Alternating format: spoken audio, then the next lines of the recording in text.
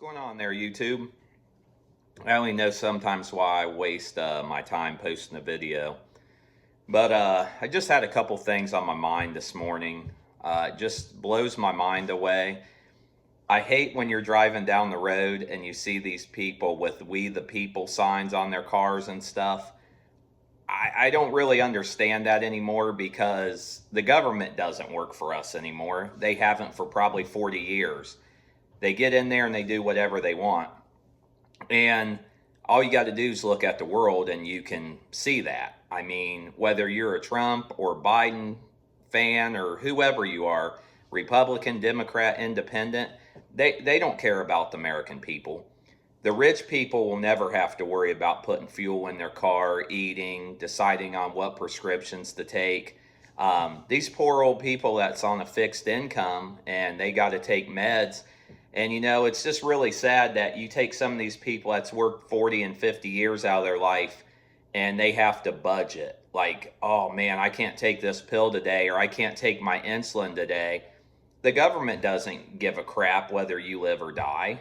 Nobody does. And I just think it's really sad that some people make millions and billions in this world, and then you've got people that's worked themselves to death. Some of these people that's even retired still have to work. I know my dad personally, he's retired and he still mows. Now, granted, he enjoys it, and I mean, I'm sure he would be fine until, the day he would pass. But I just think it's gotten ridiculous. But there's some people that's not as fortunate as even my parents. They have to work because, it could be insurance reasons. The government wants you to work pretty much now until you die, because when you're retired, you're nothing to the government anymore.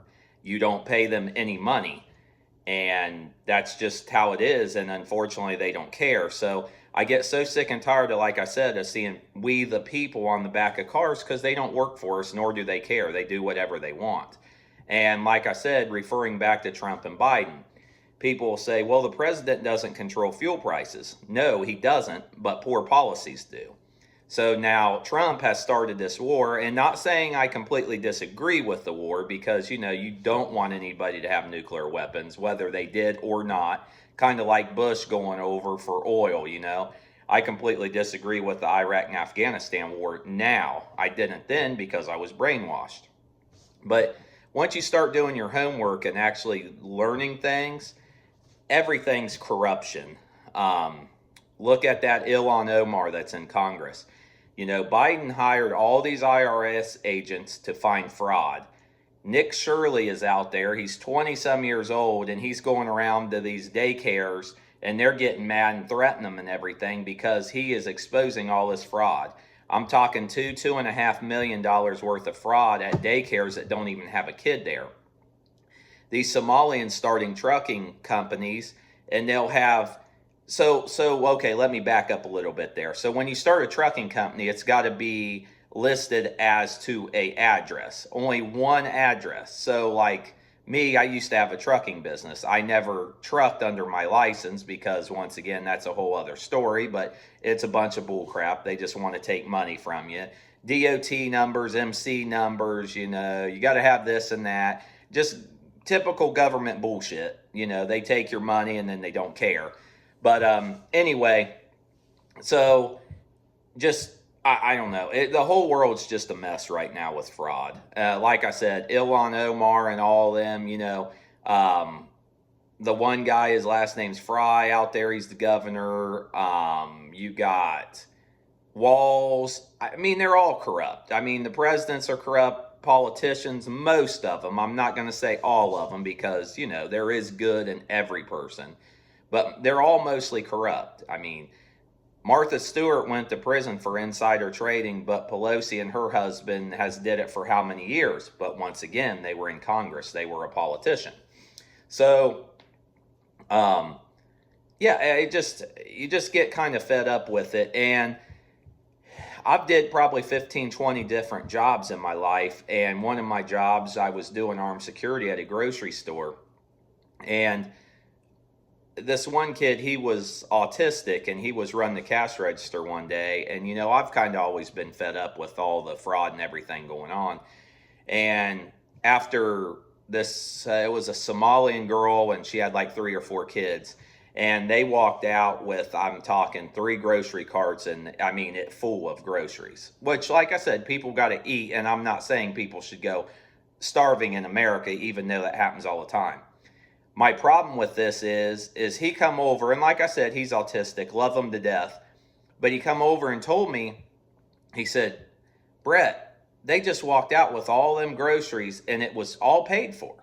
Well, they're on SNAP and everything. And once again, I have family members and people that's on, low income and stuff, and I am not downgrading nobody. I mean, I've had money in my life where I could just buy stuff and not have to worry about it. And then I've had times where I've had a pot to piss in, so I understand both ways.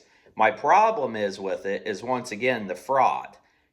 She's probably, I'm going to speculate here, but she's probably with a Somalian guy that probably drives a semi that makes good money, but she is showing the government that she has no job and no money coming in. So she gets SNAP, the health care for her kids, Medicaid, I should say, food, free place to stay, and while we're out here and getting taxed to death, we are paying for them people. And I'm not just saying foreigners and just stuff. I'm just talking fraud in general before somebody says, oh, well, he's racist and he hates foreigners, because we live in a world now where it's just all this hate. And if you say something about a black person or a white person or an Asian person, you're automatically racist or whatever. Doesn't matter what statistics show, you're going to be the bad guy. So I wanted to get that out there and just say that I just predominantly, where I worked in that area, was a lot of Somalians, so I seen it a lot. I know white people and black people and everybody, a lot of people are on SNAP and financials. I know that. I'm just saying the location I worked at before people say, oh, well, this guy's a racist. So anyway, but he comes up to me and tells me that. And I'm kind of already bitter and mad anyway, because I'm working 3 jobs. I'm driving a semi. I'm doing security. I'm door dashing. I'm doing everything to make ends meet, because I have to pay for daycare and all my bills. I don't get money handed to me. So I told him, I said, you do realize that when people come in and they use their SNAP and all that, that is our tax dollars that's paying for that. I wanted to explain that to him. And then he was kind of mad about it, because he looks at me and he says, I mean, I don't make much money here and I pay all these taxes. And I said, exactly, because I said we have to pay for people's housing, their food, their kids' Medicare, their kids' daycare.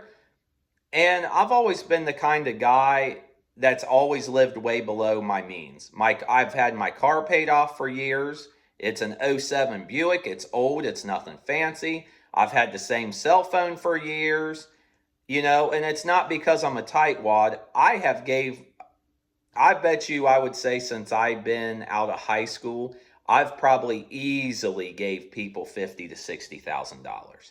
I bet you I have blown over $100,000 easily between giving money to people and screw ups in my life about starting businesses, buying semis, things not working out.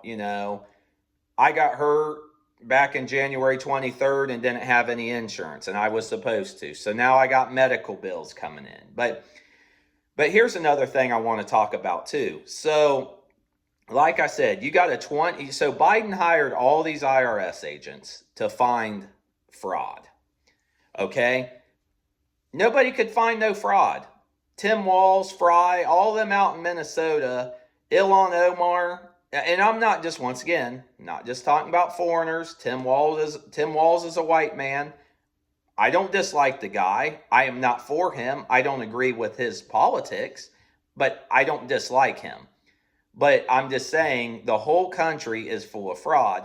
And Nick Shirley, a 20-some-year-old kid, is going around finding all this fraud. But yet the IRS agents couldn't find it. They don't want to find it. But here's the funny part about it. So I started a little security business. Once again, it didn't work out because of a bunch of bullshit reasons, because the government and all kinds of stuff. It's stupid stuff that you got to go through. So anyway, it didn't work out. So I had already bought cards for my business. I had to get it in the Secretary of State. Let's see, had to do a $250 application fee. I was driving around handing out people my cards, promoting my business. And lo and behold, about 2 or 3 months, now keep in mind, I never made a dime with this business, never made a dollar. And lo and behold, I get something from the IRS saying I owe them 500 and some dollars. There's late payments on there and everything else.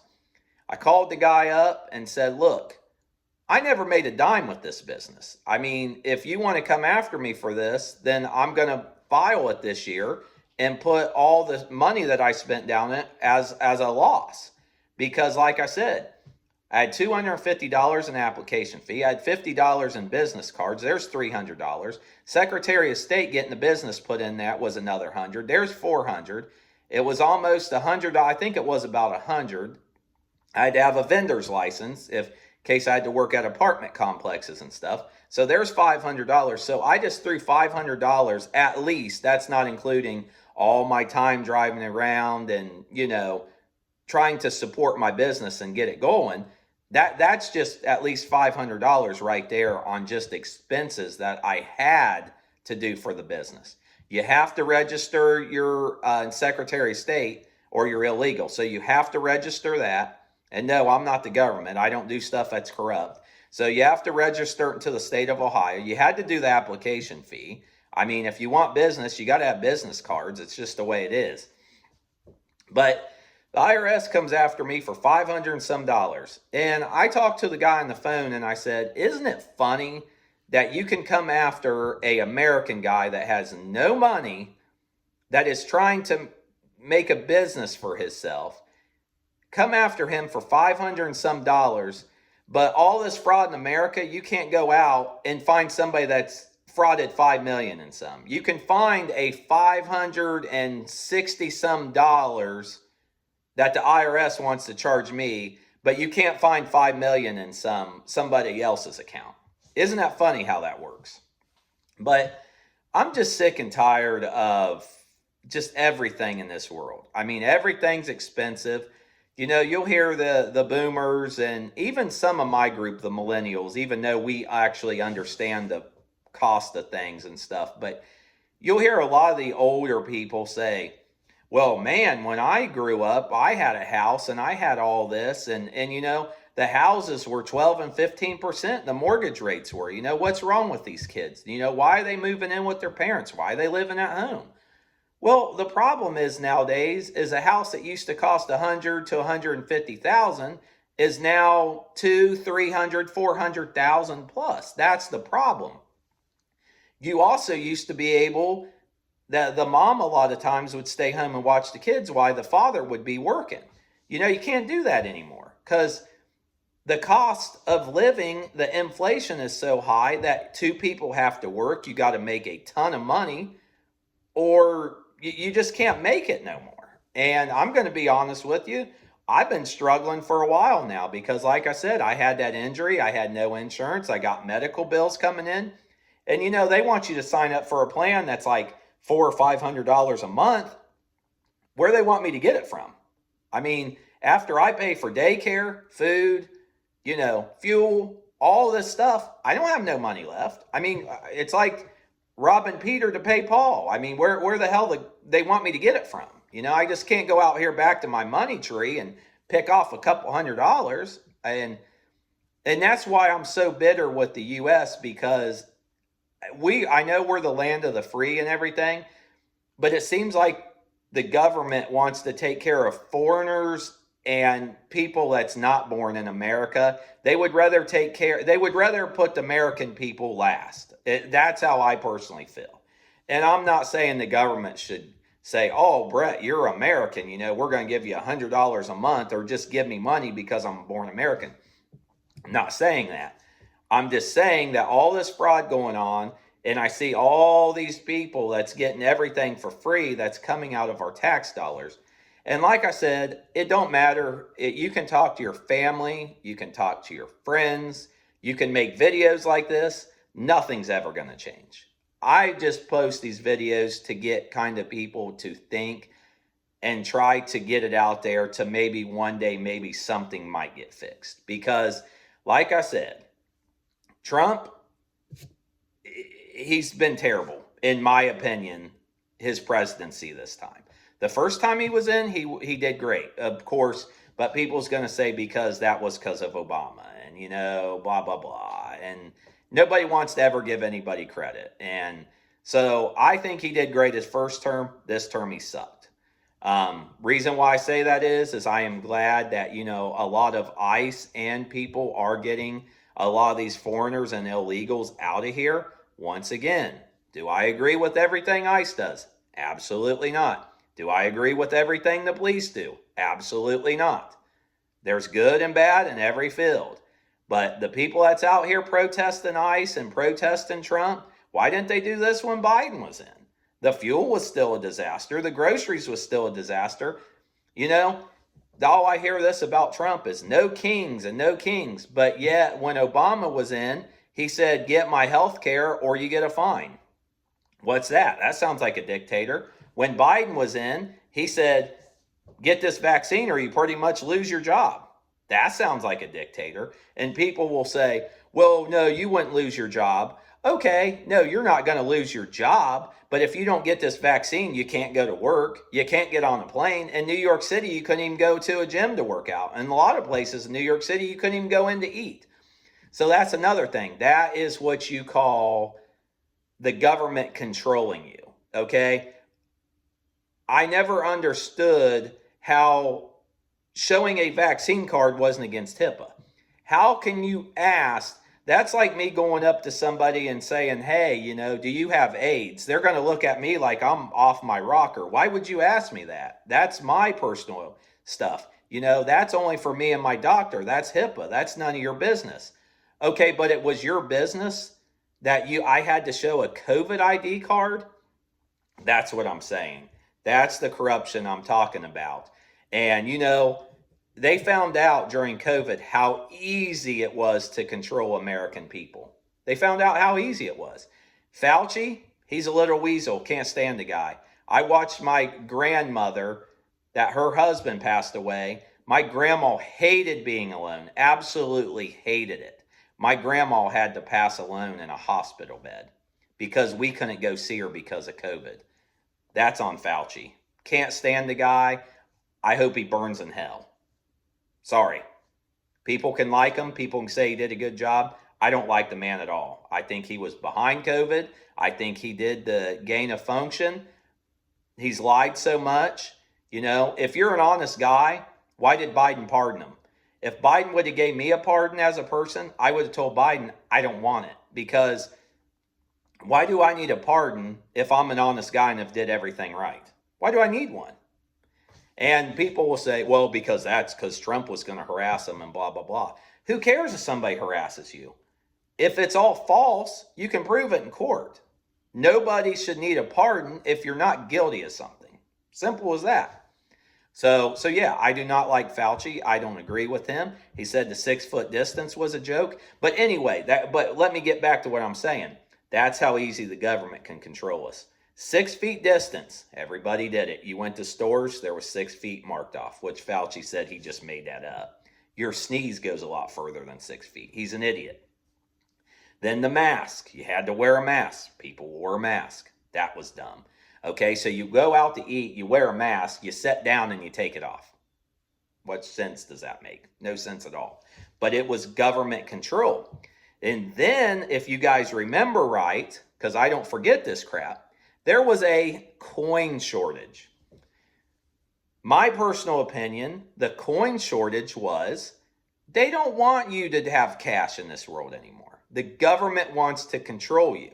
So, if you go out and mow, if you go do a job, you go help somebody out and they say, hey, I'll pay you in cash. The government don't want that. They want to see where your money's going. They want to be able to tax you on that.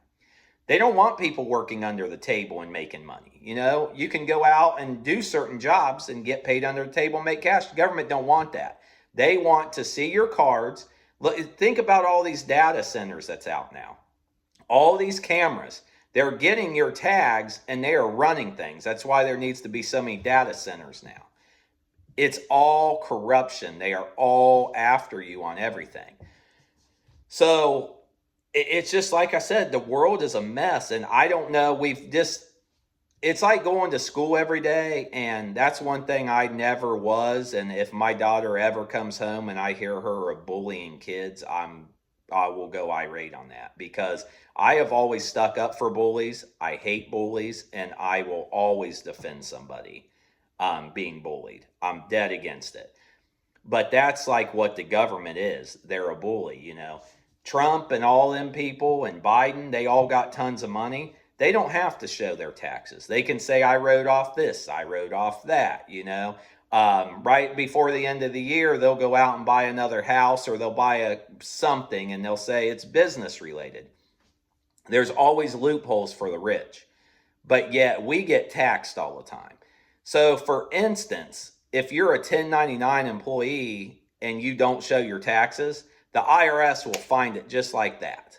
They can find stuff just like that. But if you're making millions and you're a rich politician or somebody, they can't find it. Oh, well, I mean, we just can't find it. It's bullshit. All you have to do is follow the money. Nancy Pelosi and her insider trading, it's this easy, okay? So, before COVID started, we knew Moderna, Pfizer, J&J, the big companies like that, AstraZeneca or whatever. Anyway, there was 3-4 major ones, but we knew J&J, we knew Pfizer, and we knew the one I just said. Anyway, so here's how easy it is to find insider trading and problems. And I'm not saying I know everything, because I by far don't. I'm just telling you how easy it is to find, but they don't want to find it. So the government officials, they always know what's going to happen before it happens. So people like us that's in the stock market, which I'm not anymore, because once again, Trump's manipulating the stock market. The Hormuz is open. Now it's not. The Strait's open. It's not, you know, because what would happen is when he would say it's open, stocks would shoot up. So the rich people would sell their stocks. That the ones that know what's going on, not regular people like us, the peasants that live in this world. So when they'd go up, the rich people would sell their stocks. And then Trump would make a comment, all the Straits closed, you know, we're going to start firing missiles, blah, blah, blah. They go down. The people that's insider trading everything, they buy them up again. About a couple days, week later, Trump says Straits open. They go up. Then they sell them. Rinse and repeat. Rinse and repeat. But back to COVID. So Biden and all of them knew the big companies that were going to make these vaccines. So, well, I'm not just saying Biden and Trump, but they knew who was going to make these vaccines. They knew when it was going to come out. So Nancy Pelosi and all the insider traders, just say perfect example. Say the government knows J&J is going to be the main one, and the government only wants J&J to be the main vaccine or the jab, whatever you want to call it. So Nancy Pelosi and the rich people that know, not just people in Congress and politicians, they're going to buy a ton of J&J.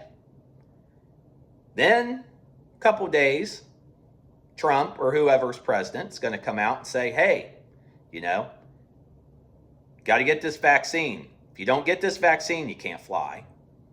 You can't go into stores, blah, blah, blah. So they're forcing the vaccine on everyone because that's going to make them more money. It's going to make the people that own the company more money. So now, and not to mention, they've got the elderly scared to death because the way Fauci made it sound, if you got COVID, you were going to die when it first came out. Not saying, I've had COVID 3 times, and I'm not saying it's just like the flu or anything. A lot of people say that. I've experienced it 3 times, and it's put me on my ass for a good couple days to a week. I've had it bad. COVID ain't no joke. But they were scaring people bad enough to say, well, you're going to die and blah, blah, blah. And so then people keep getting it. I know people are still getting their boosters to this day. I personally never got it. I never would. And if if my company told me I had to have it, I already told them I'd quit. There's other jobs. Like I said, I've did 15, 20 different jobs in my life. I can detail cars. I can mow grass. I can do security. I can go back to a prison. I can go drive a semi. I can drive a semi local. I can drive all over the world. I can be a process server.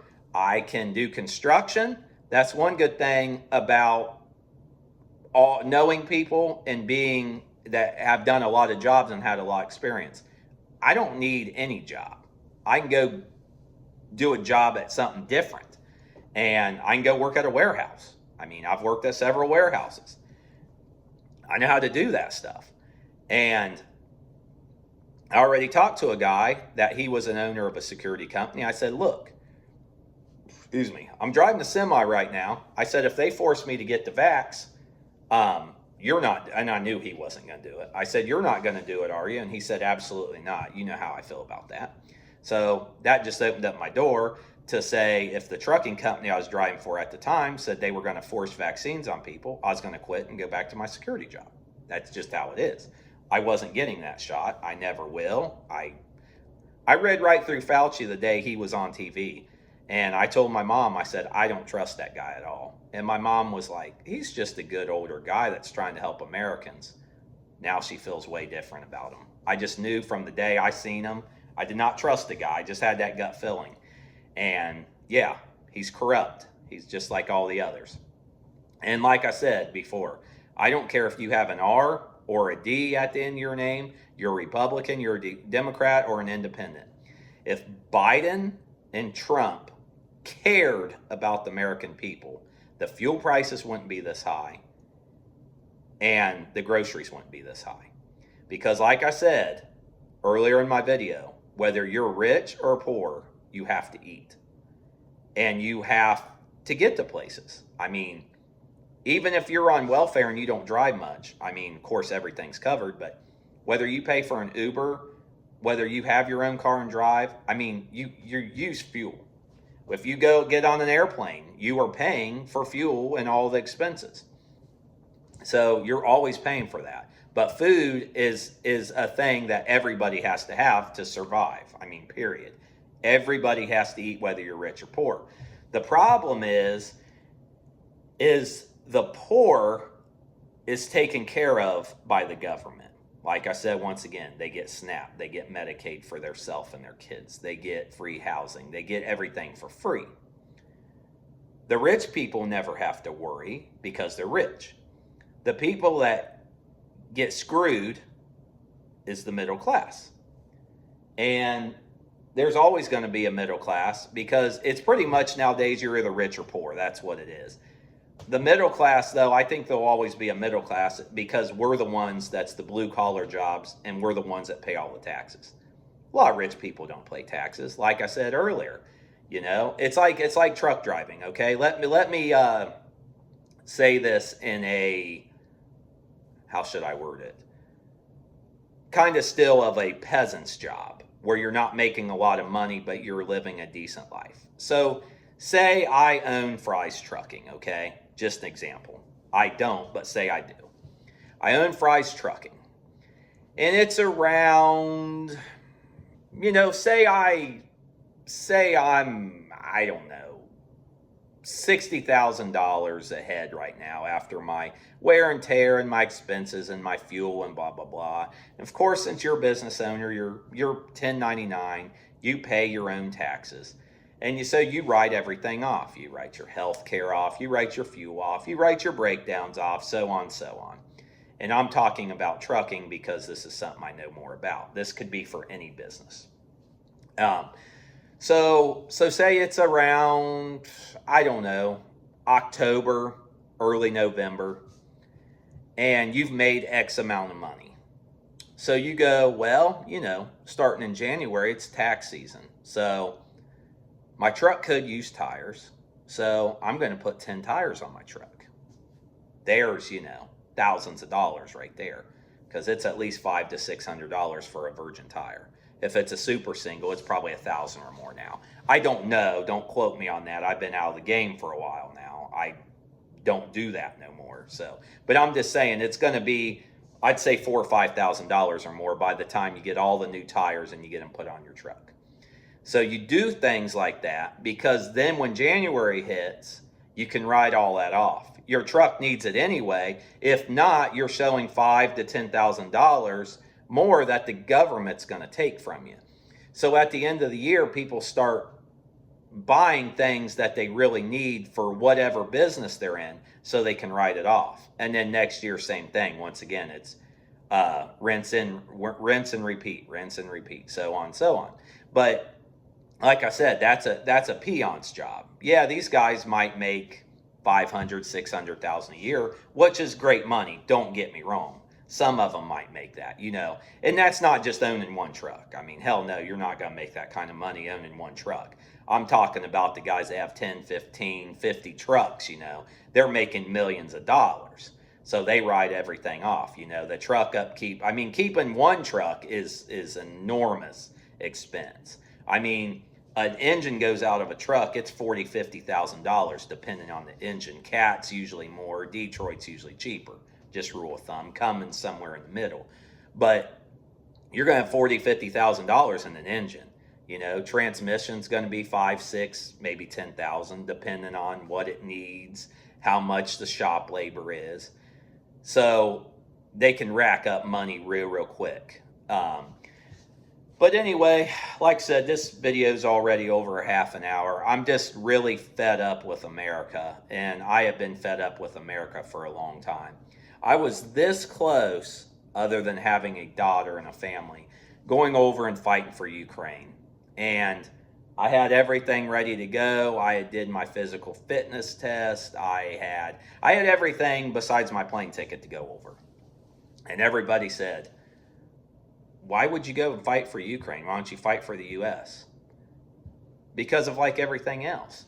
I had some of my friends say, well, Ukraine's corrupt. America ain't. America's just as corrupt. Every country's corrupt. But I don't know. Maybe it's because I've lived here my whole life. I am so fed up with America, though, because, like I said, the people just aren't treated right. Yeah, like I've said earlier in this video, and I'm going to repeat it again. If you have worked 40 or 50 years and you have paid that much into taxes, you should not have to be worrying about skipping medication and worrying about where you're going to get your medication from and maybe even having to get a part-time job. That is utterly, completely bullshit. Bullshit.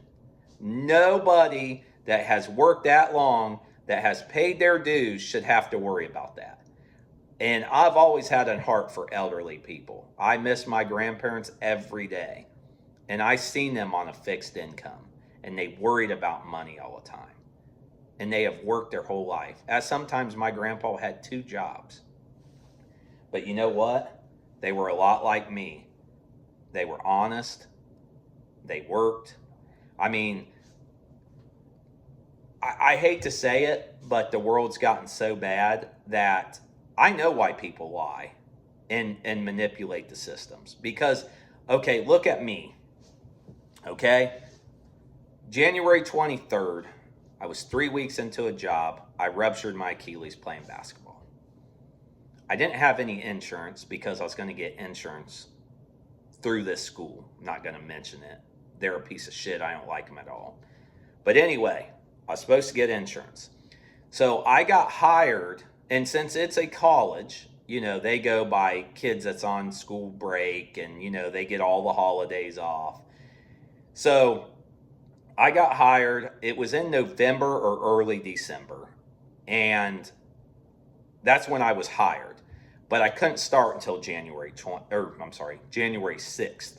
Because of New Year's, and then they got floating days. And anyway, so they didn't come back to the 6th. Should have had insurance on January 1st because it's the 1st of every month.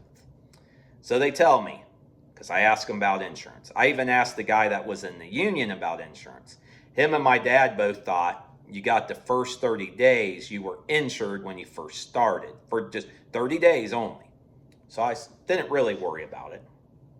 So 3 weeks into it, started January 6th. So that was like, so I ruptured my Achilles January 23rd. I was there around 3 weeks.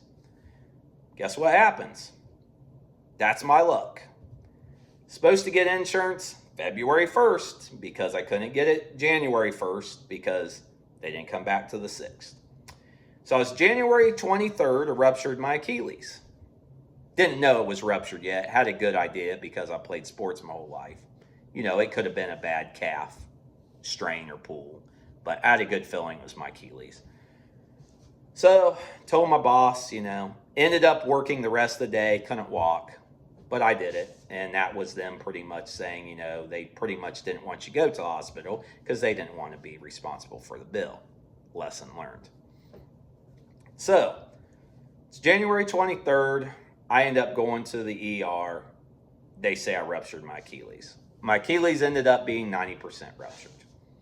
So tell my boss that my Achilles is ruptured. A couple of days later, calls me up and fires me. Not in a mean way. He just said, your probationary period's 3 months. You're going to be out a lot longer than 3 months. It's 7 months today. I had a physical job. It's 7 months today, and I'm still limping. So now here's where I'm going back to about being honest and lying, okay?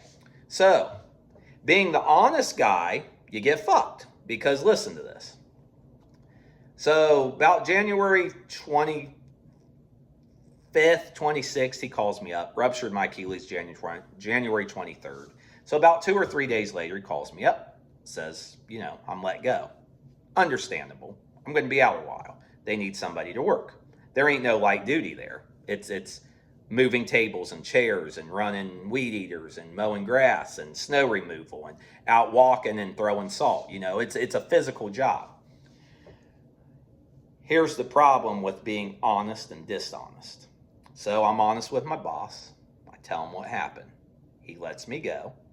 Guess what? Now I have no insurance. Guess who's got to pay for all the bills? I don't get my bills paid. I didn't have insurance. Now all these bills are coming in on me. Okay? I could have did 2 things that day. One, after I got done playing basketball, I could have been like, oh man, I got hurt on the job. Workers' comp. I could have been taken care of by workers' comp. Second thing I could have did, I didn't have to tell my boss that I ruptured my Achilles. I could just say, hey, I'm going to wait, go to a specialist, see what they got to say, blah, blah, blah. Wait till after February and say, yeah, you know what? Get my insurance, tell them that my Achilles is ruptured. Then I have insurance. So I did 2 things by being honest. Told my boss that my Achilles was ruptured January 23rd, knowing that I didn't have insurance, but I was being honest. And like I said, I could have just said, oh man, I ruptured my Achilles during working hours, but I didn't. I was honest. Them 2 things bit me in the ass. So now when you wonder, employers wonder and stuff why people lie, that's the reasons why people lie. Because when you're an honest man in this world anymore, you get fucked. It's just how it is. That's why we live in a world where kids in the military and police and everything is so soft anymore. And a lot of people are a piece of shit and they lie because of reasons like this. Why not lie? My bills could be covered now. I wouldn't be stressing out. I wouldn't have to be working 2 and 3 jobs again. I would be taken care of. But you know what? I was honest. I was brought up to be honest. And this is the thanks you get for being honest. And not to mention this lovely college. I went a month and a half without pay. Does the state, does the IRS, does the government, do they give a shit if you got a family? Do they give a shit if you got a kid? No, they don't care. They don't care. Now, if you were a foreigner, they would probably just hand it to you. This lady, B word that I'm not going to say, she is one of the biggest B words that I've ever met in my life. She knew I had a family. She knew I had a house payment. She knew I had a kid. And I hope this lady, I hope she don't get sick and with cancer, and I hope her husband doesn't, and I hope her kids doesn't. I don't wish bad upon anybody, but I hope karma bites her in the ass with a lot of money or an issue. And I don't like saying that, but she knew all these issues I had, and she told, so I couldn't get workers' comp because I was honest and got hurt on my lunch break playing basketball. So I couldn't get workers' comp because I wasn't working. So I was trying to get unemployment. This college wouldn't have had to pay me a dime. I was only there 3 weeks. You got to at least be at a job for 6 weeks. And even if I was there for 6 weeks, what are they going to pay me? One paycheck? It wasn't nothing. It wasn't nothing. So all I needed this college to say is they fired me, which they did. My boss called me up, said, you're going to be out a lot longer than 3 months. Your probationary period's 3 months. He let me go. That's being terminated. This lady, that's the B word, she is telling unemployment that I quit. So now I can't get workers' comp. I can't get unemployment because I'm going back with unemployment because unemployment's saying that I quit.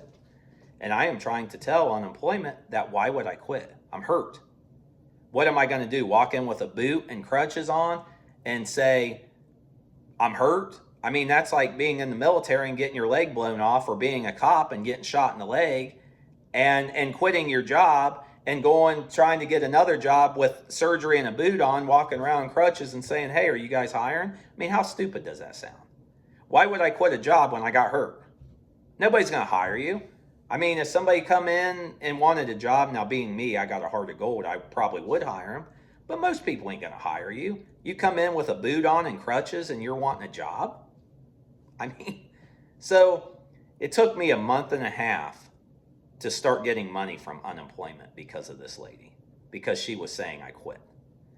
So anyway, this whole point of this video is I feel like Americans are put last, and this country just needs to wake up. And we've let the government and people control us for so long.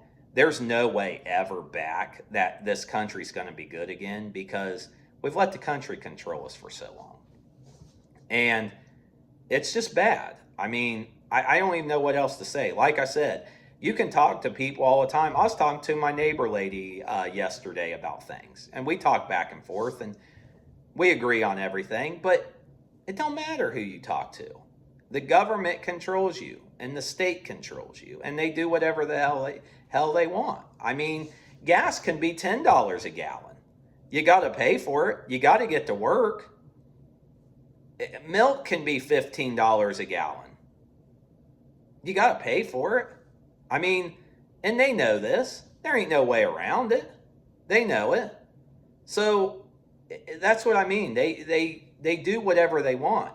You know, say like if everybody got fed up, and everybody in this world that has a house payment, and they say, we're not going to pay for our house payment. What's the bank's going to do? Come and repo everybody in the world's house? It's not going to happen. They know it can't happen.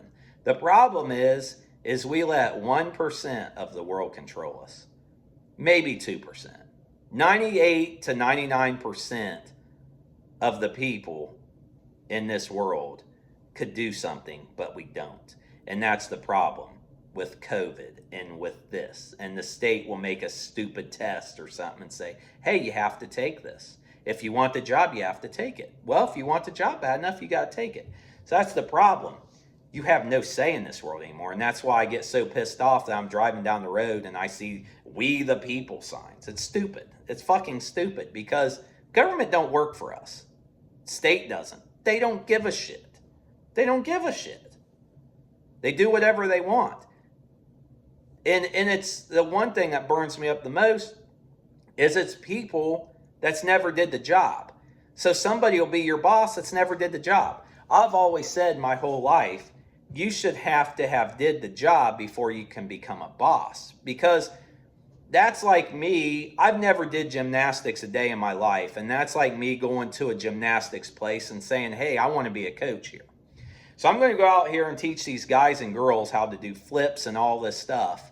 Well, not do it because A, I'm too old, and B, I don't know what I'm doing. But I'm going to coach these kids, and I've never did it in my life. So that's my problem with jobs. So here's what happens. You get a guy that's a piece of shit, and he's walking around in his suit and tie, and he's going to tell you, you can only drive 11 hours a day. That's the DOT, Department of Transportation, and, FMC, Federal Motor Carriers. This is the law. You're only allowed to drive 11 hours a day. You can be on the clock for 14 hours if you're loading and unloading, but you can only drive for 11. And then you have to have a 10-hour break, which means is you can be on the clock for 14 hours a day, you can only drive 11 hours a day. That's 14 hours, then you have to have a 10-hour break, 24 hours. There's your day. Not saying it's a stupid law. My problem is these people that make these laws have never did the job. So back in the day, guys were running 2 and 3 logbooks. They were doing cocaine, they were doing drugs, they were doing everything else. They were making that money. They were driving all the time. That's not good. You get tired and stuff. But I will say this. There's just as many accidents now or more than when they used to run 2 and 3 logbooks. Once again, I'm not saying 11 hours of driving and running 2 and 3 logbooks being on drugs. What my point is neither one are good, because now here's what happens. And this one pisses me off too. So say you're really wanting to get home, you're trucking, you want to get home, see your family. And you got about an hour to go, but your clock drive times, you're like 3 minutes from being at 11 hours. So you pull off the side of the road because you're only allowed to drive 11 hours. Pull off on the side of the road, and you're stuck. So now at this point, you're 57 minutes away from home. You're less than an hour. You want to see your grandmas, your parents, your kid, your friends, whoever. You're 57 minutes away. So you got to park your truck. You either have somebody come pick you up or whatever. Because if you turn that on and you drive, now you're in a violation. Now you got to take a chance of getting fired and rode up, blah, blah, blah. You can't do personal conveyance because it's not personal conveyance. So now you're less than an hour away from home. You're wanting to see everybody. But our lovely government and state and DOT and all of them say, yeah, you can. So now you got to have somebody drive almost an hour to pick you up, an hour to go back. That's why that law is bullshit. If I'm that tired that I can't get home in 30 minutes to an hour, I've got a lot more problems than that piece of shit e-log. But that's, once again, that is the control factor that these people want over you. These people want to tell you how to do your job, and these dumb fuckers couldn't even get in a semi and release the air brakes. They have no idea what they're doing. I would love to know the Private Investigator Security Guard Services, PISGS. I would love to know the guy that's in charge of that. Love to know that. Because that is the dumbest bullshit application I've ever seen in my life. I've been doing security, corrections, and process serving since 2003. It was one of my first jobs ever doing security. And I did it for over 23 years. Everything you can imagine. I've trained guys. I have did Section 8 apartment complexes. I've been armed, unarmed. I've did loss prevention. I've watched cameras. I've worked at banks. I've worked at malls. I've worked at hospitals. There isn't one place that you can name. I've worked at factories. There's not one place you can name that I haven't worked at. I've even been in jewelry places inside of a mall doing retail security. There's not a place that you can't name that I haven't worked at a site. Jails, prisons, the list goes on. Over 23 years experience, they end up kicking my application out, saying I don't have enough experience. Think about that one. Got over 23 years experience in all this. The only thing I've never did is become a cop, and that's because I don't want to. Started the training once and decided I didn't want to do it. But think about that. Anybody that's got over 23 years experience and they don't have enough experience to start their own security company, that's like I said, PISGS. I would love to know who's in charge of that because it's the dumbest application I've ever seen in my life. And here's the reason why I want to tell you that. So you got people like me that has did it for that long, okay? So I'm still mind blown by this. So somebody that just got out of high school, that's 18 years old. So if they do, just say they do a pissy job at a warehouse where all they do is check in trucks in and out throughout the night, write down the truck number, the name, what they're there for, and then when they leave, you check them out. Say that's what they do for 2 years.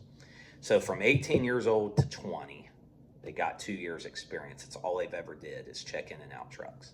Never did anything else other than that. They can start a security business. They can go right in and start this security business with 2 years experience because the PISGS says you have to have 2 years experience in the past 2 years. So for me, I got hurt. So I didn't have 2 years experience. So this guy can start his security company because he's been working the past 2 years doing security. Me, I got over 23 years experience. I can't start one because I don't have enough experience. So I was so pissed off, I called him up and I went off. I wrote him an email and I called him. And in the email, this lady couldn't even come back with anything. She just said, well, that's the regulations. Well, of course it's the regulations because this dipshit that's running this has no clue. He's probably never did a day of security in his life. He's probably never been a cop. He's probably has no experience in anything. But yet he's going to tell you what to do and make the rules. So I told this lady, I said, look, my grandpa is a retired sheriff. He's a retired bailiff. And he was a process server. He's the one that got me into serving papers. He's got all that experience. I said, my other buddy is a retired cop from Columbus. He has been a detective.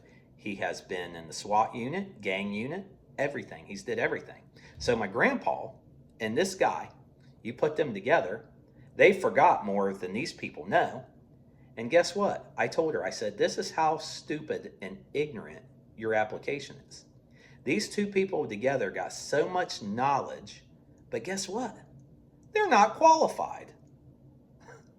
A retired cop, SWAT, detective, everything. My grandpa, a retired sheriff, bailiff, detective, everything, process server. If them two wanted to start a business, they're not qualified. Can't start one. They haven't had experience in the past 2 years. Make that make sense to me. Please make it make sense. They probably had 60 to 80 years experience there. I've got over 23 and don't have enough experience. It's just mind-blowing. But that's just like the government, the state, the government, city. It's control. It's control. And they know if I don't go back and do security for 2 years, I can never start a security business, whether I want to or not. Don't matter how much experience I have. I could be retired and have 60 years experience. And I could be 80 years old. They don't give a shit. I don't have 2 years experience in the past 2 years. So I'm just mind blown on this world and the way people think and the way that people get hired. I'm mind blown on it. I don't understand how people think. I don't understand people's all getting mad about Sophie or whatever, Cunningham, the WNBA player. They've made this all about a race thing and white privilege and she hates people. All she said was I don't hate trans people. I don't want trans people playing in the NBA. Why? And this is another thing I don't understand about people in this world. How can you sit here and think it is okay for a man to go into a woman's bathroom or for a man to compete in women's sports? You got a man wrestling a woman. You got a man playing in the WNBA. Call me sexist or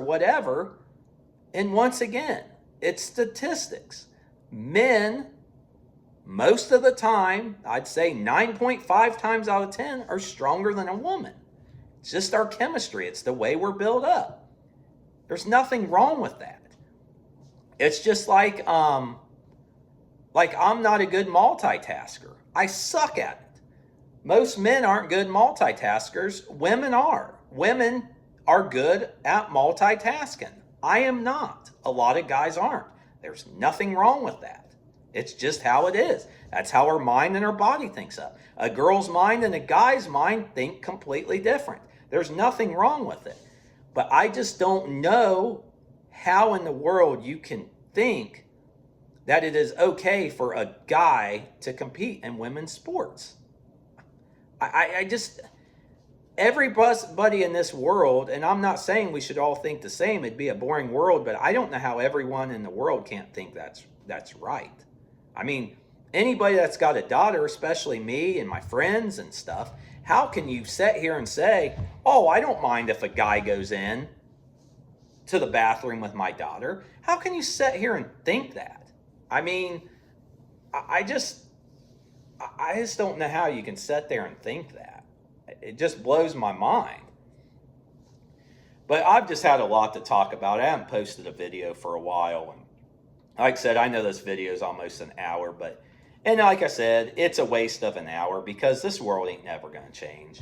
We've let the government and people control us for so long, nothing's going to change. And that's just how it is. It's unfortunate, but nobody's ever put their foot down. Like I said, it's like going to school every day and getting bullied by a bully. You know, you get punched in the face, thrown on the ground. When do you finally say, you know what, I'm going to fight back. I'm going to punch this bully. And you know what? If I lose, I lose. If I get my ass beat, at least he knows I'm going to fight back. And every single day you start fighting back, that bully's eventually going to move on to somebody else that don't want to fight, because bullies and people don't want to fight. They don't want to fight. They don't want to fight. They just want somebody that's just going to lay down and take it. That's what they want. So once you start fighting, they're going to move on. That's what I try to tell all the American people. Until everybody gets together and puts their foot down and say, hey, we're sick of this. We're not doing this no more. Nothing's ever going to change. But nothing's ever going to change anyway, because 99% of the people in this world want to argue why the 1% is making all this money and they're doing these foreign trades and they're insider trading, and yet we want to sit around here and say, blah, blah, blah, Trump, you know, Trump, the orange man, Trump's a felon, January 6th, you know, the riots, and blah, blah, blah. You know, that's all you want to sit here and say. The orange man is bad. Oh, mango. Oh, taco. Trump always chickens out, you know. And Biden and his electric vehicles. And Biden's, you know, he's all messed up in the head. And he's got Alzheimer's and he's sick. And everybody knows this stuff. But yet we all want to argue about stupid shit that means nothing, that's not going to change anything. How about property tax? How about property tax in good old Ohio? You got people that's had their house paid off for years that still pay property tax. We shouldn't have property tax. It's just another way for politicians to line their pockets. We don't need property tax. You pay RETA tax, Regional Income Tax Agency. That's supposed to be for fire and police. You know, the casinos that were built in Ohio was supposed to pay for the roads and the bridges and everything. You know, your tax money. You know, all this money is going to the wrong spot. People's lining their pockets. They don't think that Mike DeWine got a kickback when he dropped 20,000 Haitians in the city of Springfield. He don't have to live there. Once again, he don't give a shit. He's making his money. He's in his gated community. He don't give a shit. He don't have to deal with them. He don't have to deal with the crime. These politicians didn't care. Defund the police. They were all mad at the police. Our mayor of Columbus, he's bowing with the Black Lives Matter and stuff. Defund the police. How can you go be a Columbus police and work for a mayor that don't support you? Think about that one. He's out there protesting with Black Lives Matter, saying defund the police and all this and sticking up for him, and that's your mayor. That's who you work for. How can you work for a guy like that? Blows my mind away. Whether you've always wanted to be a cop your whole life or whatever, go to Mifflin or Clinton Township. Go to Blendon Township. Go to a township. Go work for a little city. Don't work for that. That's another reason why I never became a cop. I took my Columbus police test once, but I read right through the bullshit and never did it because I knew what it was. Just, I don't know. I don't get it. I don't get the way people think. Nothing's ever going to change. Like I said, I could make this video every single day the rest of my life and the world ain't going to change. But if this video even sparks just a couple people's attention and, you know, maybe just people start talking to people and maybe people start opening up their eyes, maybe little things will change. It won't. That's just my wishful thinking. But it's just, you know, like I said, once again, property tax. The money's going to somebody that don't need it. Okay? And then, okay, let's go back to Democrats and Republicans. If the government could manage their money right, and we pay so much in taxes, why are we 30-some trillion in debt? That's not just a Democrat, and that's not just a Republican. They can't manage their money. They're lining their pockets. They're stealing. They're thieves. They're corrupt. There's no way we should be 30-some trillion dollars in debt when pretty much everybody in this world, other than the 1% and the rich people that's above the law, that they don't have to file taxes, you know, or they just bullshit them. I mean, it's like Jeff Bezos and Elon Musk. They got billions of dollars. How in the hell can you trace all that? How in the hell can your accountant even keep track of all that money? I mean, their investments, they make this much money one day, this much money one day. They got millions and millions of dollars in the stock market. How do you even track it? You can't. Too much money. You got $1 billion, you got 30 million in this, 2 million in this, 5 million in this. You got money over here and over here. And that's what I'm saying. I mean, just all you got to do is follow the money. You can find it easy. You can find fraud easy. But people don't want to. They know where it's at, and they know everything that's going on. People like Pelosi and all them, they know their money's overseas and in places hidden. It's embezzlement, it's fraud. Everybody knows that. She even knows that. Everybody does.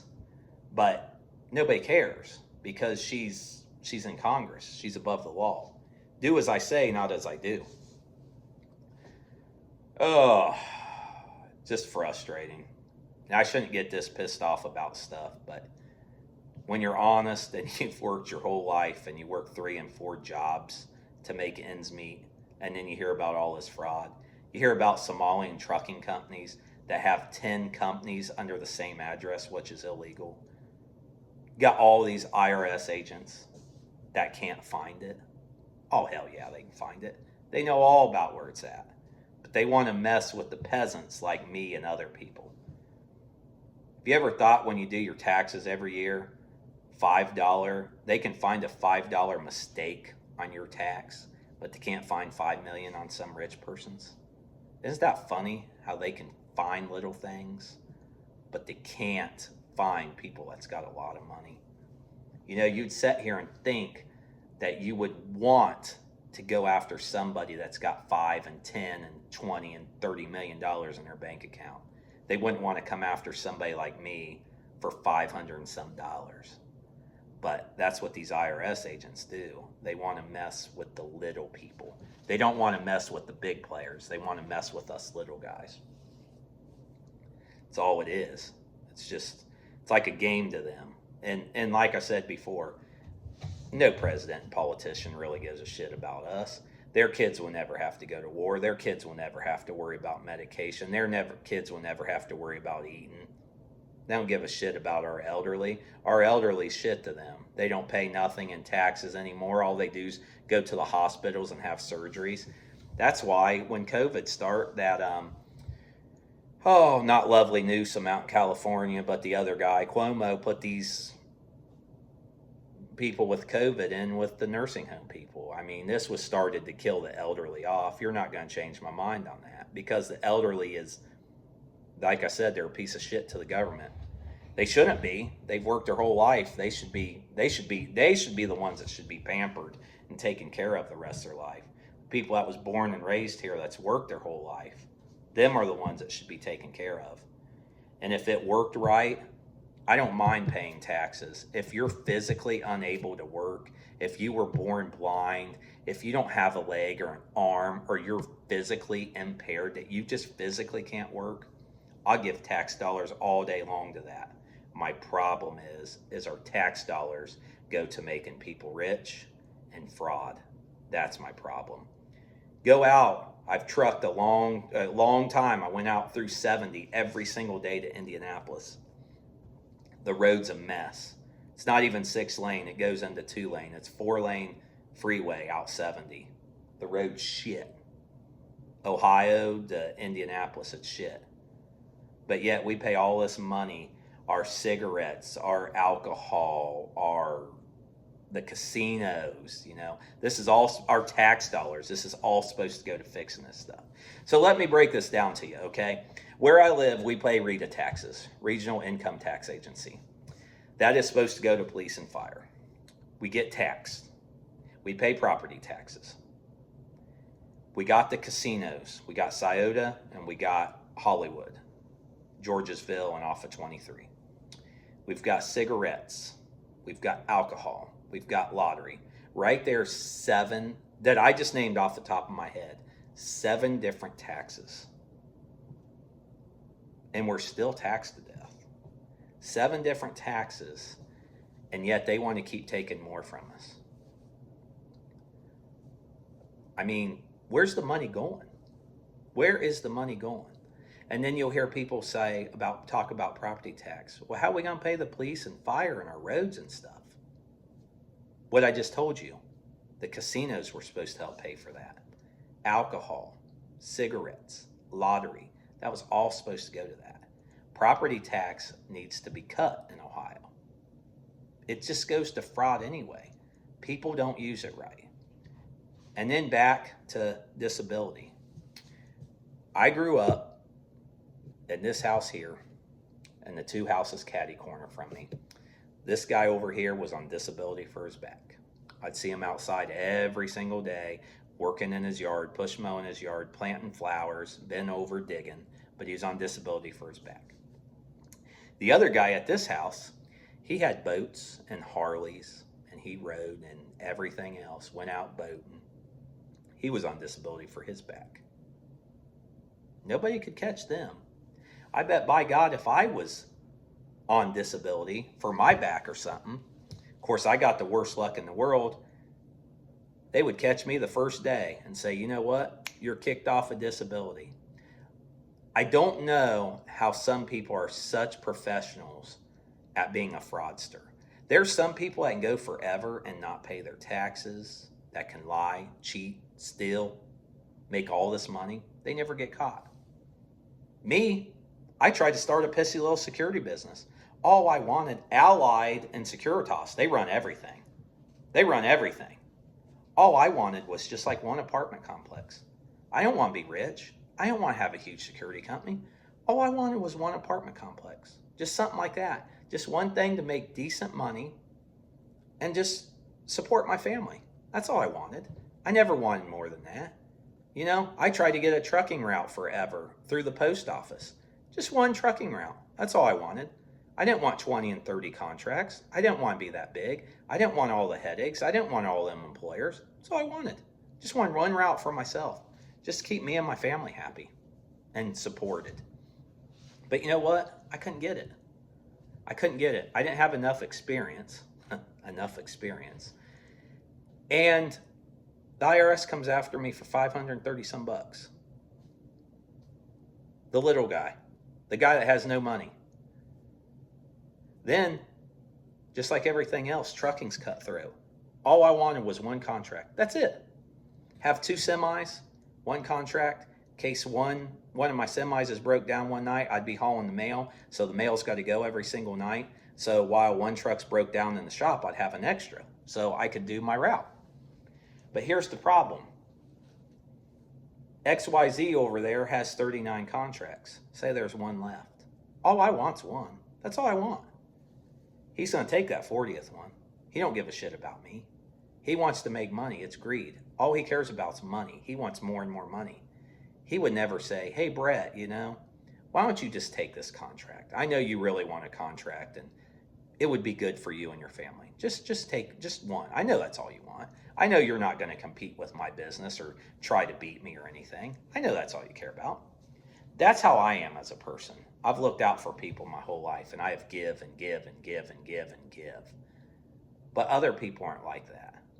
And I get so pissed off when I'm driving because people will know this lane ends and they'll keep going and going and cut you off, and that pisses me off.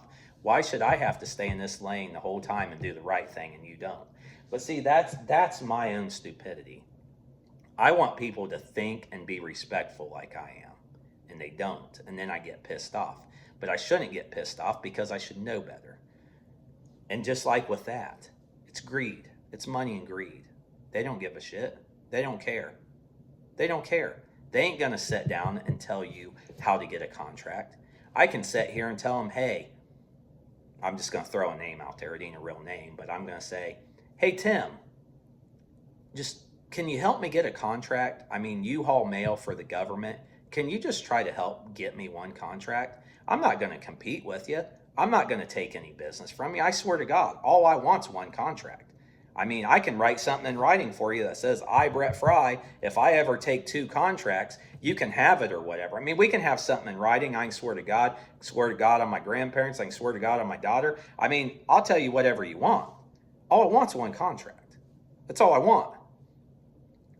But people won't do that because they want more and more routes. They want more and more money. And I just don't understand where it's like, I have wrote out a check before. I got to know this one girl that I used to play football with her brothers when I was playing semi-pro football. And she was bawling her eyes out one night. And she had one kid and she couldn't afford her payment and electric and stuff and food and blah, blah, blah.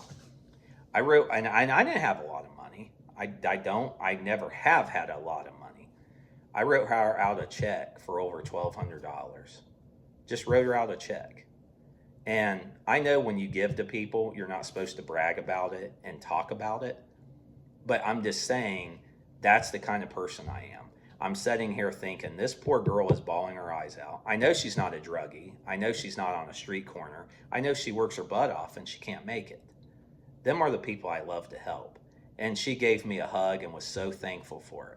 And it was nothing like, I wasn't interested in her. I didn't want to date her. I wasn't giving her money for you know what. I just wanted to help her. That's the way I am. One year on Facebook, I put a post out. I was, had a decent nest egg. Once again, I've never had a lot of money. I had a decent nest egg, and I put a post on Facebook back when I had it, and it's been like 8 years ago. And I said, hey, nobody needs to know. Just reach out to me if you or your kids need anything this year, because I can't stand seeing little kids and people not having a good Christmas and stuff. So I had a couple people reach out to me. I actually went out with one family and bought their kids shoes and some things for Christmas. And once again, I'm not saying I'm a perfect person and that I'm just this greatest guy that just gave out money to people. One time I met up with this girl, she put a Facebook post on. I've known her for a long time. Once again, nothing like that. I know a lot of guys give girls money because they want sexual favors in return. That wasn't me. I don't care if it's a guy or girl. I just wanted to help people. That's what I love to do. That's why I wanted to become a cop one day. I didn't want to, have problems and fight and just write people tickets and stuff. I wouldn't care if I was a cop and retired, if I was a cop for 30 years and never wrote one ticket. I don't want to make people's life a living hell. It's hard enough for people to make it in this world. I ain't going to be wanting to write them $100 and some ticket for a red light. I want to help people. That's why I kind of stayed with security and worked at a prison and things, because I always wanted to help people. I think sometimes that's what I was put on here in life for, was to help people. I just enjoy helping people. And yeah, it's just, I don't know, that's just how I've always been. And it's so great for me to see, like, if I have extra money and I know somebody's struggling and I can say, here you go, just take this $100 bill. And they're like, oh my God, that's so much money. It made me feel so much better when people so appreciative and they didn't they're just so excited over that. That made me feel better than anything. I've always been the kind of guy I love to give, but I don't like to receive. Like, I'll give you money and help you out all the time. Like, if you come over here and help me, I want to pay you to work. But if I come over and help you, I don't want your money. I know that's kind of crazy, but that's the way I've always been. Like, I don't want your money, but I want to help you. And but anyway, back to this Facebook. This one girl wrote one night. She wrote, "Man, I need $50." She put a Facebook post up, and she said, "I'll pay you back when I get my next check. I just really need $50. I got to pay this bill. I don't have no money and I don't know what to do." Well, then I seen she deleted her post because she was kind of embarrassed about it. So being me, I message her and I say, "Hey, do you still need money? I seen your post and I seen you deleted it." And I knew why she did. And she said, "Yeah, I really do. I was embarrassed by the post, so I just decided somehow I'll get it some way. And, I didn't want to beg for money or be that person." And I said, "Well, you know, let me know." I said, "I'll go pull some money out for you." And I said, "Meet me at, this gas station." So she needed $50. I didn't know if she really needed that or needed more. So I got $100 out of my bank account. And my bank account only does 20, so I got 5 20s out. I go up, meet her, and give her $100. And she's like, "Oh my God, I only need 50." And I said, "Yeah," but I said, "I don't want it back." I said, "Keep it." I said, "Just get ahead on your bills and everything." Because I said, as long as you keep paying people back, I said, it's hard for you to get ahead. So I said, "Here's $100 for you. Just keep it. I don't want it back. Honest to God, I don't want it back." And she was so excited and so happy. And once again, that made me feel so good because, I know she really needed it. And once again, I knew her personally. She wasn't a drug addict, and I know she worked every day. She wasn't one of them people. And yeah, so there's times I look back and, I see some of my friends and I see family members and they got all this money. They got a ton of money. They got buku money. I got family in my family that's millionaires. But guess what? They won't help you. They won't help you. If they knew that your car was it was shot and they had 6 cars around, they wouldn't help you. They would sell it to you maybe, but they wouldn't even give you a good deal because it's greed and stuff. And once again, I'm not saying that I hate my family, I dislike my family. No, nothing like that. They are good people, but they are money hungry. And that's just how it is. I could have a lot of money. Like I said today, I've probably handed out $50,000. I just named a couple things that I've did, and them aren't even big things that I've did in my life. But like I said earlier in this video, between giving money out to people, starting businesses, semis, I've had 3 different semis, never had luck with them, fuel, starting the business, breakdowns, tires, brakes, just everything. And just like daycare now. I explained to somebody the other day, my daughter only goes to daycare 3 days a week, and it's almost $1,000 a month. At the end of the year, I pay almost $12,000 a year. And then when she was younger, it was more expensive. So just take $13,000 a year times 4 years. Look at all the money I would have there. Look at all the money I gave to people. Look at all the money in my startup businesses and stuff. And once again, I love my daughter to death. I'm glad she goes to daycare, preschool, and learns. I'm glad she's around kids. I wouldn't change it for the world. But I hate when people want to go around and flaunt their money. Like, "Oh, I got this much money," or "I got this and I got this." I don't say nothing, but in the back of my mind, I want to say, yeah, but how much money have you gave in your life? How many business have you started? Yes, I'll admit I'm a failure. I've failed my whole life. I've failed for 42 years. College didn't work out for me. Military didn't work out for me. Sports didn't work out for me. I've had bad luck and I've been screwed my whole life. I've had coaches that screwed me. I could have did a lot of things. I got a buddy, one of my good friends. Well, he's my sister's X, he told me before, he's got a buddy, his good friend plays in the NFL, and he told me, he said, "You're twice as good as he was." Am I bragging upon myself? No, not at all. I'm just saying what my sister's ex told me. I mean, he knows the guy. He plays in the NFL. He played football and baseball and basketball and stuff with me. And I mean, yeah, it's just what it is. And I felt like, I know I'm not sitting here saying I could have went to the NFL or been a professional baseball player, but what I'm saying is when you don't have luck and you got coaches that dislike you because of your cousins in the past that have nothing to do with you, it don't matter how good you are if you can't prove yourself and you don't keep your grades up. The grades was my fault. The coaches was, whatever. But I mean, that's, I've got a ruptured Achilles now. I'm 42 years old. That stuff's in the past. I'll never be able to prove to people how fast I was or how high I could jump and whatever. People's not going to believe it anyway. That's why I got some videos on here of me dunking and stuff, because if I told somebody I bench pressed 300 pounds and I used to be able to dunk a basketball and things, people wouldn't believe me. So that's why I have it on here. Not because I'm arrogant and cocky and showing off. It's because they wouldn't believe me, and at least I got proof. I can say, hey, this is how high I used to jump. I got a video racing two guys, and one guy he played corner for the Louisville, the college, and he was their starting corner, and he ran like a 4.4. I was running a 4.37 at one time. I blew his doors off. But is people going to believe that? No. People's always going to hate on you. It's like I've told people before. Say I went pro, played for the Browns. People around here in my city would say, well, yeah, you went pro, but you never got to play. You're on the practice squad. That's what they would say. Or if you did get to play, they'd say, well, yeah, but you were a long snapper. All you did was snap a ball. You can't tackle people. You're not fast. You're just a long snapper. If you were, say you were a starting wide receiver, they would say, well, yeah, you started. You played for the Browns. What'd you catch? 3 catches that year? Like, what'd you put up? 20 yards the whole season, Brett? Yeah, you were pro when you started, but you didn't even score a touchdown. Then say you did have over 1,000 yards receiving and 10 touchdowns.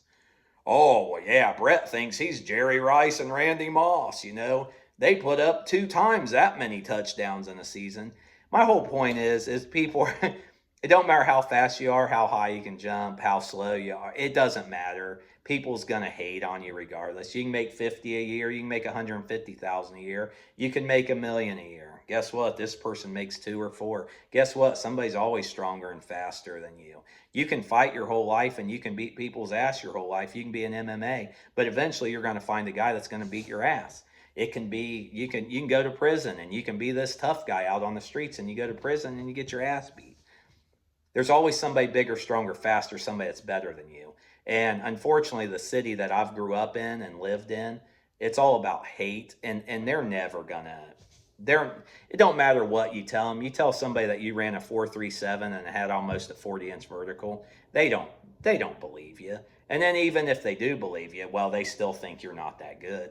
Unfortunately, I don't have all my diving catches and all the stuff I've did my whole life. I seen a video the other day. This guy took a couple steps and made a diving catch, and people thought that was so great. And I'm sitting here thinking, hell, I've ran before to catch a fly ball from here to that tree. I've made over the fence catches and everything else, and all kinds of great plays. I don't have them on video, but how can you prove it? You can't tell people that because they're like, sure, But it is what it is. I know what I can do and stuff. I know what I have did, and that's all that matters anymore. I used to care what people thought. I don't know more because I know what I could have did physically. I know what I could have did. I don't care what anybody else thinks. I know what I could have did. Now, am I going to sit here and say I would have been a straight A student and I could have went on to college and I could have been a professor or worked for NASA? Absolutely not. I wasn't intelligent. I can never be a straight A student. As much as I studied and as hard as I tried, I couldn't be a straight A student. I am not like that intelligent. And I know that. Sports was my thing. That was one thing in my life I succeeded at, and I was screwed over from the time I was 6 or 7 years old. So yeah, I know what I can do. I'm not the kind of person that walks around like this that says, "Look at me. I'm a great athlete and I'm smart and I'm intelligent and I'm just the best thing ever." I can tell you what I have done, what I could have done, but I'm going to tell you my flaws too. I'm not intelligent. It takes me a while longer to learn than other people. I am a slow learner. There's nothing wrong with that. I was tutored all throughout school. I was tutored. I was a slow learner. I'm not going to sit here and be ashamed of it. Like I just said before, I'd never be a straight A student because I know me. I know I couldn't do it. And like I said, just like playing, being a musician, being a mechanic. I'm not good at putting things together. I could never be a mechanic. No matter how bad I wanted to be a mechanic, I'm not mechanically inclined. Just like everybody's different. You take somebody out, teach them how to drive a semi, and some people, man, they back really quick. They pick up on it. Back when you had a 10-speed and had to shift gears, they picked up on it quick. Other people, they're grinding gears. You got to do this, you got to do that. It was so hard for them to learn to back, and then other people picked it up, and there's nothing wrong with that. Some people are slower than others. Not everybody's going to go right out and pick things up. And that's the thing I hate about people. You'll take these guys that drove a semi for 20 years and they get pissed off because this guy can't back. Maybe it's his first day. Maybe it's his first week. I couldn't back either when I first started. And you always hear everybody acts like they're perfect. Why can't he back? Oh my God, it's so easy to back into. Could you do that your first week? Remember when you first started learning. Maybe you picked it up easier. You hear all these guys talk about shooting a gun. Oh my God, man, I get my gun out like this. And 50 yards away, I put it dead center every single time. You never hear people say like, yeah, I struggle at that. I struggled at that. That was hard for me. It's always these guys, man, 100 yards away, man, I hit dead center every time, man. You want me to put one right between their eyes? I'll do it. Oh, I can do that, man. I can do that, man. Oh, I could fly that plane. I could drive that semi. Oh, there ain't nothing to that. We all know them people. Nobody wants to admit that they struggle. I'm not going to sit here and lie. I hadn't shot a gun for 10 years. The first time I took my gun training class, my 20-hour OPATA to carry a gun, I almost failed. I thought I was going to have to take the class over again. I hadn't shot a gun for 10 years. And still to this day, I'm not a great shooter. Yeah, I can do their drills and I can pass, but I'm not going to sit here and say, "Oh, I'm the best shooter ever." I took my 20-hour OPATA and I had to do all these little things, and I'm a badass, man. I'm just like special forces sniper. I just don't understand where this world got that everybody's got to be perfect. That I don't know. It's like everybody you talk to, it's just like they're afraid to say, I just wasn't good at that first. Where did that go wrong? I can sit here and tell you, when I first started trucking, shifting gears and backing, I wasn't good at. I wasn't. It took me a little while to back. Now it's easy for me because I'm used to it. I've got experience.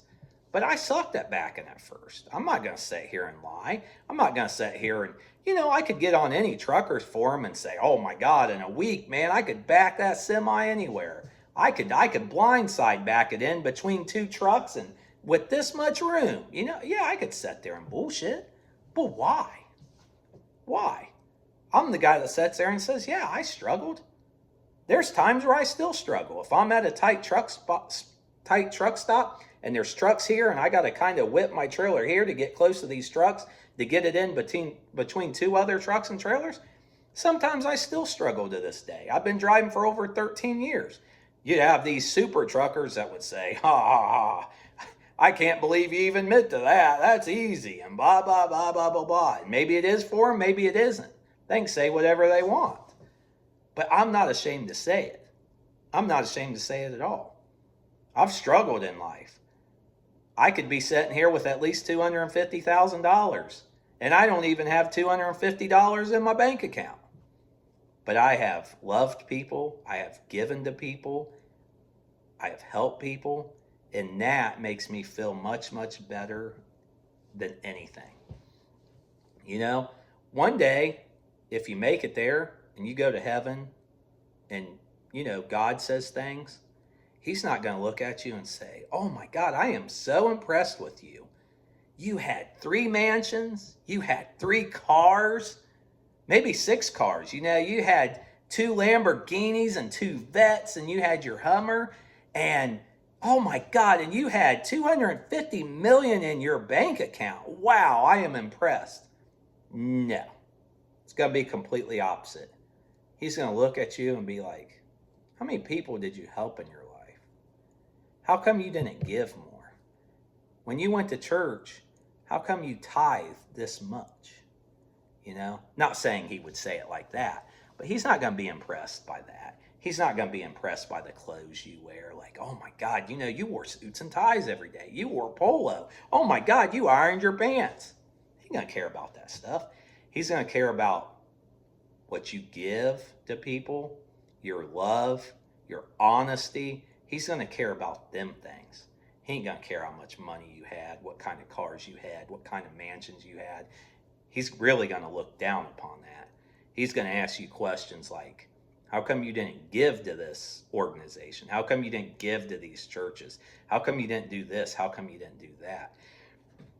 Because when you're in church and you're brought up in church, and once again, I'm not sitting here, so I'm not trying to preach, and I'm not saying I'm a preacher. I don't even know probably a verse in the Bible, really. I mean, even John, whatever, 3:14 or whatever, I couldn't even recite that, and it's a very popular one. And I'm not sitting here saying that I'm a great person and I haven't did anything wrong. I have a ton of flaws. I've did a lot wrong, and there's a lot of things I regret. But I will say I was a giving person, and that's one thing that if one day when I go up there, it won't be that I didn't give and help people. I know that for a fact.